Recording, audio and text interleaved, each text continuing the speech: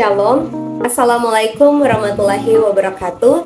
Perkenalkan, nama saya Cindy Angel Kahidopang dengan NIM 2114201020. Saya dari kelas A1 semester 6 Fakultas Keperawatan Universitas Pembangunan Indonesia Manado. Nah, pada video kali ini saya akan membahas tentang pentingnya pendidikan seksual sejak dini. Tujuan pembuatan video ini untuk memenuhi ujian tengah semester mata kuliah keperawatan keluarga dan sebagai dosen pengampu Nurse Michelle Khairupan Eskep MKes. Banyak yang menganggap seks itu tabu untuk diucapkan apalagi kepada anak-anak. Sebenarnya edukasi tentang seks sangat penting diberikan kepada anak-anak, terutama pada usia dini. Hal ini sangat diperlukan agar anak-anak mengetahui tentang perilaku seksual yang sehat dan bertujuan untuk mencegah terjadinya pelecehan seksual pada anak. Dengan edukasi seksual secara dini, diharapkan anak tidak akan mendapatkan informasi yang salah atau yang kurang tepat seputaran seks yang bisa diperoleh dari sumber yang tidak dapat dipercaya, seperti dari internet atau dari teman-temannya yang sebaya. Peranan penting orang tua dalam edukasi seks kepada anaknya diantaranya adalah anak mengetahui kalau orang tua dapat diajak berdiskusi seputaran seks. Dengan edukasi seks yang diberikan sejak dini, maka anak akan lebih bertanggung jawab terhadap diri mereka sendiri dan anak tidak akan merasa canggung. Pendidikan seks penting karena banyak kasus-kasus tindakan kekerasan seksual pada anak di masyarakat. Untuk itu dibutuhkan peran keluarga sebagai pendidik pertama dan utama bagi anak-anak yang salah satu perannya adalah pendidikan seks pada anak di usia dini. Makna seks sendiri adalah jenis kelamin, yaitu jenis kelamin yang membedakan pria dan wanita secara biologis.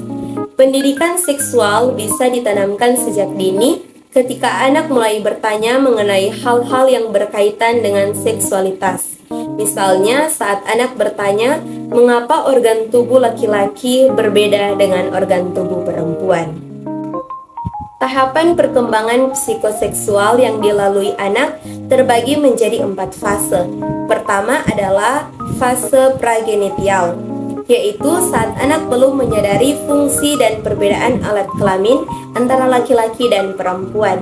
Masa ini dibagi menjadi 2, yaitu masa oral 0-2 tahun dan masa anal 2-4 tahun. Masa oral ditandai dengan kepuasan yang diperoleh anak melalui daerah oral atau mulut. Pada tahap ini, anak memperoleh informasi seksual melalui aktivitas mulutnya. Pada usia 0-1 tahun, bayi mendapat perasaan nikmat ketika menyusu melalui puting susu ibunya. Sedangkan pada usia 1-2 tahun, anak terlihat cenderung antusias melakukan apa saja yang dilihat ke dalam mulutnya. Sementara pada masa anal, kepuasan anak didapat melalui daerah anusnya. Rasa nikmat dirasakan melalui aktivitas yang menyangkut proses pembuangan. Mereka cenderung berlama-lama di kamar mandi. Anak usia 2-4 tahun juga sering menahan kencing atau buang air besar. Fase yang kedua disebut masa falus, yaitu saat anak sudah menyadari perbedaan seks antara dirinya dengan temannya yang berbeda jenis kelamin. Anak pun mulai suka membandingkan alat kelamin miliknya dengan temannya yang lain. Anak juga akan mengalami fase laten, yang umumnya berlangsung pada usia 6-10 tahun. Minat seksual berkembang menjadi berbagai bentuk sublimasi dari kemampuan psikis anak. Fase ini terbagi menjadi 2, yaitu bagian awal dan bagian akhir. Di bagian awal, anak tidak lagi memperhatikan sensasi yang dirasakan alat kelaminnya. Sedangkan di bagian akhir, anak mulai merasakannya kembali. Ini dikarenakan anak mulai beranjak mengenal dorongan seksual yang keterkaitan pada lawan jenis. Untuk mulai menciptakan komunikasi yang terbuka terhadap anak, orang tua bisa mendiskusikan beberapa hal berikut ini sesuai kesepakatan, yaitu yang pertama, cara yang santun untuk mengungkapkan pendapat ke orang tua. Kedua, jam belajar anak dalam satu hari. Ketiga, batas waktu anak keluar malam. Keempat, wilayah mana saja yang menjadi privasi anak dan orang tua. Dan yang kelima, tayangan televisi yang bisa ditonton oleh anak berdasarkan usia. Urgensi dari pendidikan seksual pada anak adalah dengan menanamkan nilai-nilai agama yang kuat untuk membentuk karakter anak agar ketika dewasa nanti anak memiliki bekal yang kuat dalam dirinya agar tidak terjerumus dalam pergaulan seks bebas. Nah, nilai agama sangat berperan penting sebagai dasar pemahaman anak untuk dapat menjaga dirinya dengan baik.